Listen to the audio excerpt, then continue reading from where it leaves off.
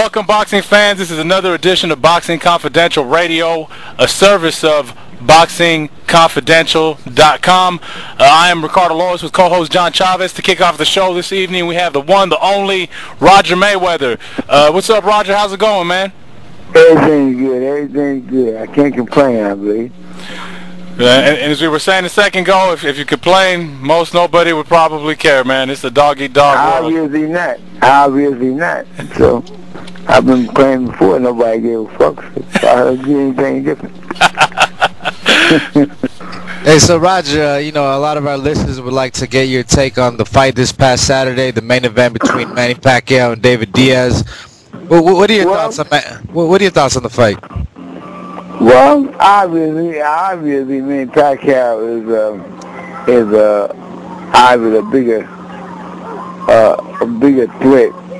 Yeah, I mean, put it this way, for a guy coming from his weight division to fight in a weight under which he's never known about, he's a pretty strong guy. To fight from 100, he was 118 pounds, now he's fighting, 135? 135 pounds, which is a lot of weight. And a lot of weight to place for a little guy that comes from that 118 pounds.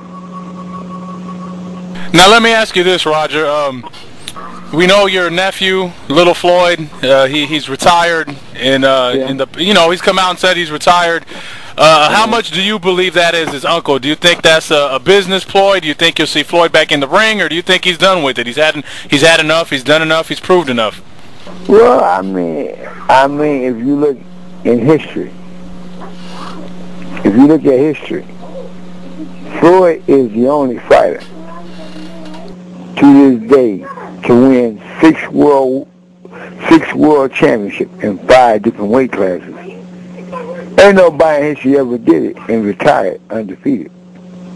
There are guys who done it, but they didn't retire undefeated. Tommy Hearns done it, but he didn't retire undefeated. Sugar Robinson, the greatest fighter in the world, did it, but he didn't retire undefeated. Ray Leonard won 5 times, but he didn't retire undefeated. Joe may do it, but he still didn't retire undefeated. Floyd is the only guy in history to this day to win 6 world championships and to say, look, I'm done with boxing.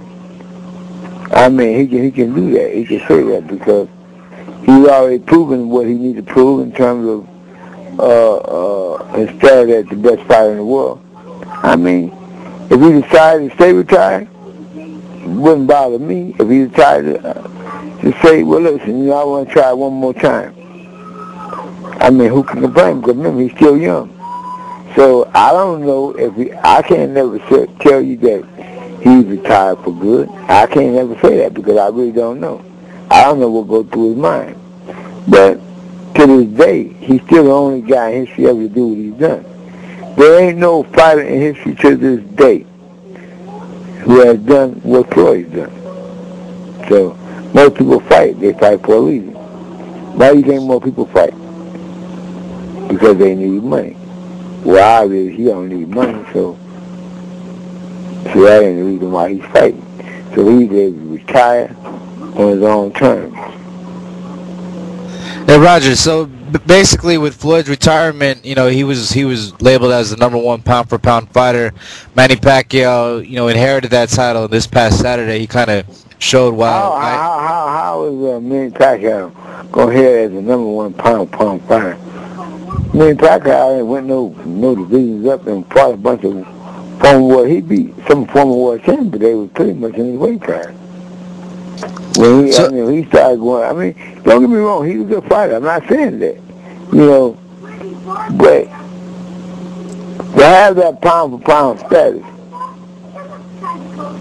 that means you got to defy all odds. You see? You know why they call the greatest fighter?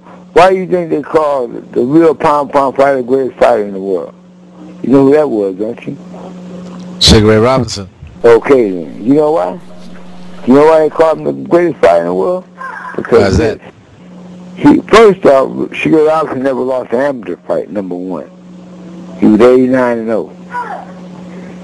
After his first loss, he was 127-1-1. There There ain't no fighter in history ever gonna do that. There ain't no fighter in history ever gonna fight that much, let alone win that much. And at the age of 30, he won 5 middleweight championships. He won 2 welterweight championships. So, then here, a pound best fighter.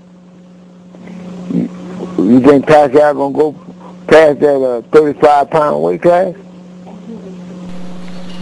Let me ask you this, Roger.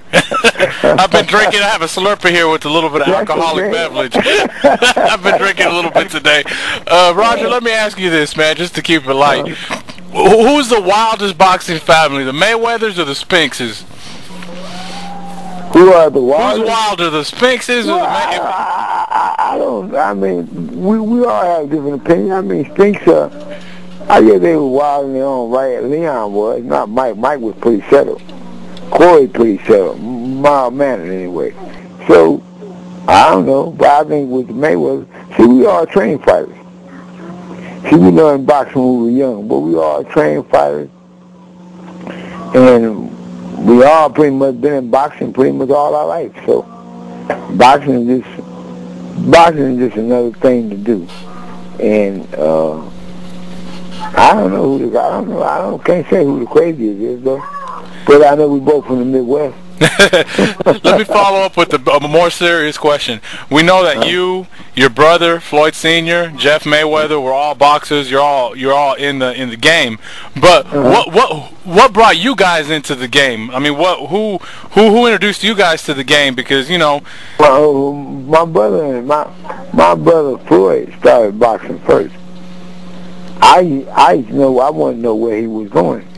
He said, I'm going to the gym. What fucking gym? I mean, I thought like a basketball gym. He said, no, I'm going to a gym, a boxing gym. I said, boxing gym? They do boxing over there? He said, yeah. I said, let me go over there and whoop some of them boys. I was just saying because I didn't really know if I can whoop them or I can't whoop them. I just know that I've been around boxing pretty much all my life, so when he went, I went with him. And when I went with him, I liked it. I just gravitated to boxing. That's what I liked. And so I stayed in and I learned how to train fighters. I used to train fighters when I was a kid. Like when I was about 11, 12 years old. I used to hold a miss when I was a kid. So that's how I learned how to really train fighters and realized that I had an itch for it. And so that's basically. Then Jeff went. Jeff started boxing in the Junior Olympics, and pretty much I had some cousins that boxed too, so we all go to the gym together. Hey Roger, being that you're a trainer right now, like how difficult is it to go ahead and keep these gyms open? Because a lot of times we see our local gyms that they stay open for a couple years and they eventually end up closing down. Do you feel that that's something? Well, most gyms, especially out here, they get grants. They get government grants. That's how the gyms stay open. Gyms stay open with grants. They don't stay open with their own money. They get grants to stay open, and the government give them grants to keep kids out of trouble. What keeps kids out of trouble if they're doing something? So the government will give you a grant. Boom. So people open a gym.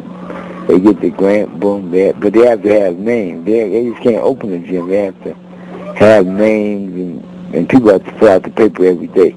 Like kids, if they come to the gym, they have to write their name down to know that how many clients you have or how many people that came to the gym. Because gym is basically free. Gym don't cost no money. Only thing that costs money is for the power and the water and stuff like that, but it don't cost no money. I mean, if you get a grant, gym don't cost no money. So okay, I see.